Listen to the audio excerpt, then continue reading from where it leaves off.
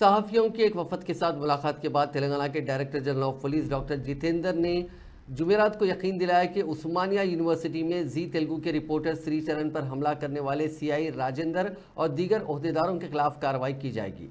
4 शुम्बे को डीएससी इम्तिहान के नोटिफिकेशन के खिलाफ तुलबा के एहतजाज के दौरान पेश आने वाले इस वाक़े ने सहाफ़ी यूनियनों और सियासी रहनुमाओं की तरफ से गमो गुस्से और मजम्मत को जन्म दिया था। वफद जिसमें जी तेलुगु न्यूज़ के चीफ एडिटर भारत शामिल थे, उन्होंने जी तेलुगु के रिपोर्टर श्रीचरण के वाक़े के वीडियो सबूत पेश किए। चरण डिस्ट्रिक्ट सिलेक्शन कमीशन के इम्तिहानी नोटिफिकेशन के खिलाफ तुलबा के एहतजाज की कवरेज कर रहे थे, जब पुलिस के 2 सब इंस्पेक्टर उन्हें ज़बरदस्ती घसीट कर पुलिस की गाड़ी तक ले गए और हिरासत में ले लिया। रिपोर्टर्स ने ये भी बताया कि जिस वक्त ये वाक़या पेश आ रहा था उस वक्त TV9 तेलुगु और 10 TV के रिपोर्टर समेत दीगर चैनलों के सहाफ़ियों को भी एहतजाज की कवरेज करने से रोका गया।